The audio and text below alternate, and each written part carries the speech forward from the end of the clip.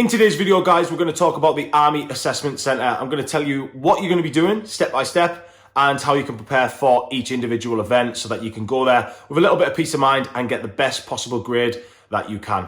Let's get into the video. Okay guys, my name is Kyle, welcome to the video and welcome to the channel if you're new. I used to be in the British Army, left around about 3 or 4 years ago now, and my current job role is to prepare people like yourselves to get into the Army, the Navy or the RAF. So I know a little trick or two about getting to the assessment centre and I know how you can pass it with a good grade.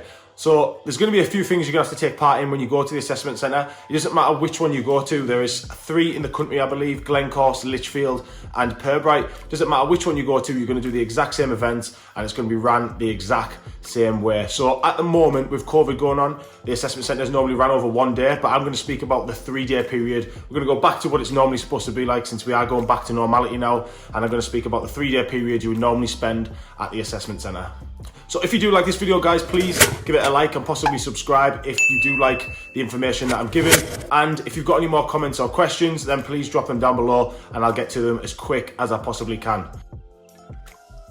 Okay, so normally you'll turn up at the assessment centre the night before. You'll be given your train tickets or you'll be getting dropped off by your parents or whatever, and you'll turn up the night before. As soon as you meet them members of staff, guys, make sure you are being disciplined, show them respect and you're acting with purpose. As soon as you meet them members of staff, you are going to be getting assessed. They're going to be watching you and they're going to be making notes on you and making sure that you're doing the correct things at the correct time. So that's just a little bit of advice in terms of when you first turn up. Make sure you're listening and make sure you're doing what you're told.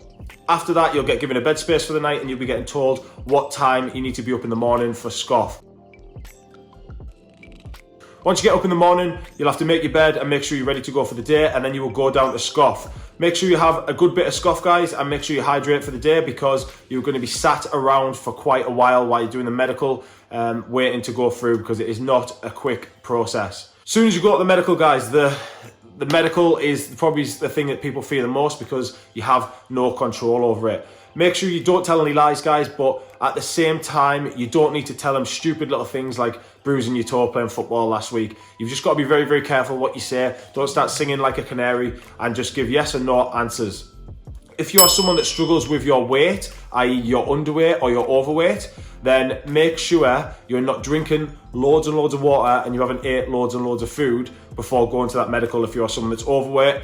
And on the opposite side of that, if you're someone that's slightly underweight on the BMI check, then make sure you're drinking loads of water and you've ate a nice big SCOF on the morning to make sure you can hopefully bump that scale up a little bit to pass the BMI check. Unfortunately, guys, there's no tips and tricks on how to actually pass the medical. Obviously, I'm not a doctor. I can't give you any medical advice on what you should be doing prior to going there. Just be very, very careful what you're saying, and hopefully, fingers crossed, you'll be medically fit to get in. If you don't have any medical issues, then you'll pass, no problem. If you do have something and you get deferred, that means you can go back, and if it's something quite serious, you normally get rejected, which means you can't get in. But that is still not the end of the line. You can appeal from there, and I might make a separate video on this matter if this is something that people are worried about a little bit, because if you do get rejected or deferred when you get up there, it's not the end of the road, guys. There is possible ways to get around it. You've just got to know what you're doing. You've got to send letters off and things along that lines. So that's the medical process. Okay, so straight after the medical process, guys, you're going to go into the cognitive test and the technical selection test. So the cognitive test is a multiple choice test where you are going to do things like reasoning, where you're flipping shapes over, and the higher the score you get, the better. You can normally do practice questions on the Army website, so there's no excuse for people not to be ready to do this. Most of the more technically advanced job roles are a little bit harder to get into, so you'll need a higher score, and things that are a bit lower will need a lower score. For people that are going technical trades, so you like your REME, I'll stick them all on the screen now, you will need to also do a technical selection test, which is a maths-based question sheet.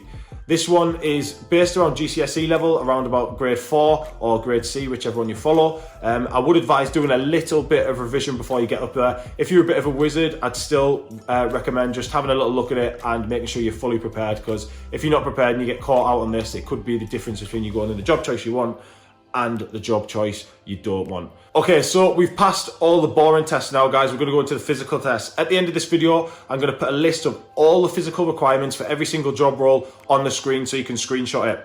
The first test we're going to do is going to be the medicine ball throw. So we're going to sit back against the wall and we're going to push a medicine ball throw up into the air as far as we possibly can. And there's different distances required for different job roles. Like I said, I'm going to put them on the screen at the end of the video. So make sure you watch to the end and you will be able to see which one you need to do for your acquired job role. This one, guys, the only way to really train for this is push-ups. Very, very easy to do.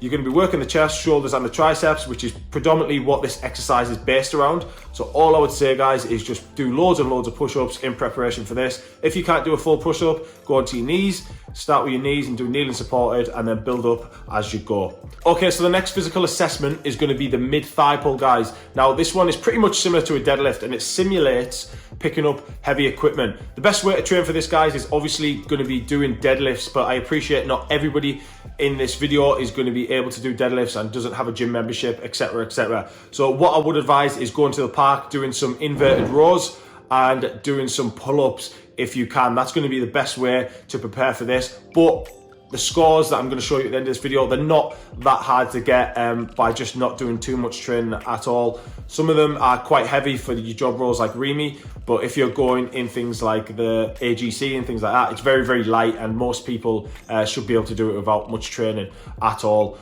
So once you finish the mid-thigh pull, guys, that's the end of day 2. You will go to sleep for the night and you'll be given a little bit of time to yourselves to sort of chat and speak to the other people on the course and chill out a little bit. And then you'll wake up for day 3 the next morning, following the same procedure, getting up nice and early and going to scoff. Once you finish scoff, guys, you're going to go into the team tasks and the sort of confidence tasks. The team tasks is all based around working in a team, believe it or not. And they want to see you being nice and outspoken, giving good ideas, being confident, and just not standing there, not doing anything. Make sure you are flying around, doing what people are asking you to do, giving advice, telling people your ideas, just showing that you can work effectively in a team. That's the best bit of advice that I can give for that there. Don't stand there quiet because you don't think you've got an idea. Even if you don't have an idea, make sure you're listening and you're doing things to what people want you to do that may have ideas. This is all about working in a team. The Army's a big team, yeah? So what they want to see is that you can just work effectively in a team.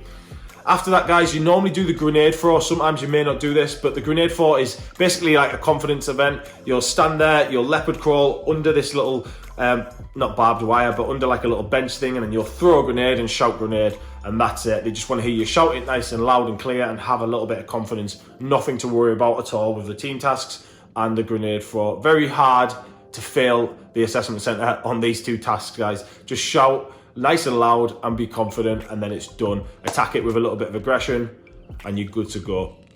Okay, after this one, guys, what we've got is probably my favourite event. I'm guessing a lot of you do not feel the same, but it is the 2 kilometer run or the Bleep test. We're going to talk about the 2 kilometer run because I've talked about the Bleep test before. The Bleep test is the way that they're doing things because of COVID. So they're going to scrap that hopefully soon and go back to the 2 kilometer run. But at the end of this video, I'll speak a little bit about the COVID restrictions and what that means to the assessment centre at the moment. So make sure you stay to the end there.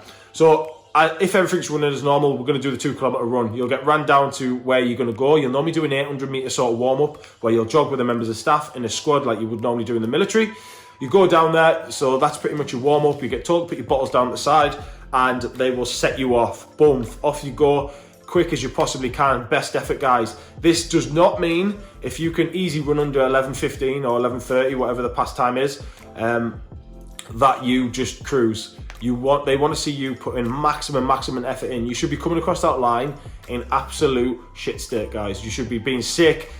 If you are doing it on the run, doing it over your shoulders, you should just be putting maximum aggression in and doing the best you possibly can so that you're showing them that you want it, yeah? That you want to get in the job role and that you want to get into the military, because the military is always about giving 110%, yeah? You want to be doing the best you possibly can, not just settling for a crappy score, because if you do get a good score, you could get offered different job roles, so just think of it like that, yeah? So that's the 2 kilometer run. After we finish the 2 kilometer run, guys, we're going to go back to the block and you'll get changed into your smart dress for your final interview. You'll go into the final interview, which will normally be with like a warrant officer or maybe an officer, and they'll ask you different questions. They'll ask you stuff about your job role. This is why it's really important to research your job role. So they'll ask you where you're going to go at phase 1, where you're going to go at phase 2.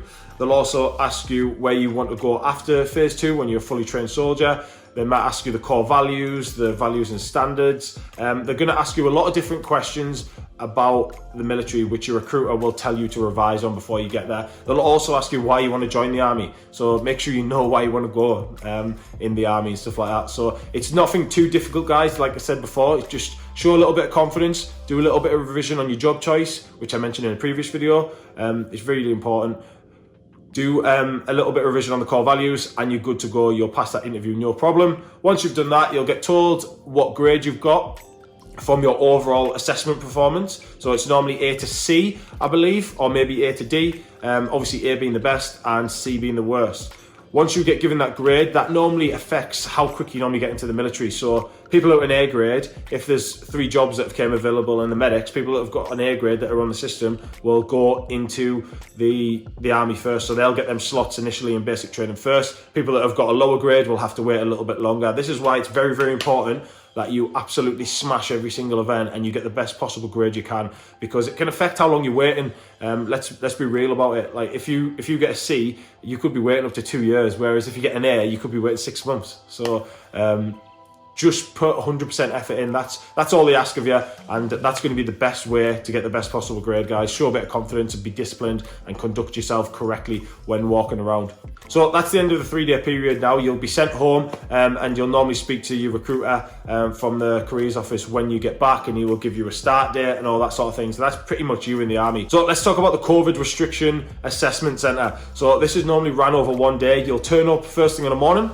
You'll do your medical and then you'll go straight into your physical exams, guys. So you'll do your mid-thigh pull, your ball throw and your bleep test. And then if they can't get them all in, they might tell you to come back or go to a different camp on another day to complete your bleep test or something like that, because it is obviously a tight squeeze to get everything in 1 day. But that's pretty much how it works on the COVID restriction basis. It's all ran over 1 day and they took some stuff out. So you might get sent to that, but I think they're going to go pretty much back to normal very, very soon. So guys, what I'm going to do now is I'm going to stick the physical exams on the board so you can see them here. Thank you so much for watching the video. I hope everyone enjoyed it. Like I said before, if you did like the video, please give it a like. It'd really help me a lot. And if you do like the channel and you want to see some more, then possibly subscribe. I do enjoy making these videos because it's what I do on a daily basis. Thanks very much for watching the video, guys. Hope you have a good assessment centre and you get a really good grade. Let me know in the comment section when you go into assessment centre and I'll possibly give you some advice. See you later.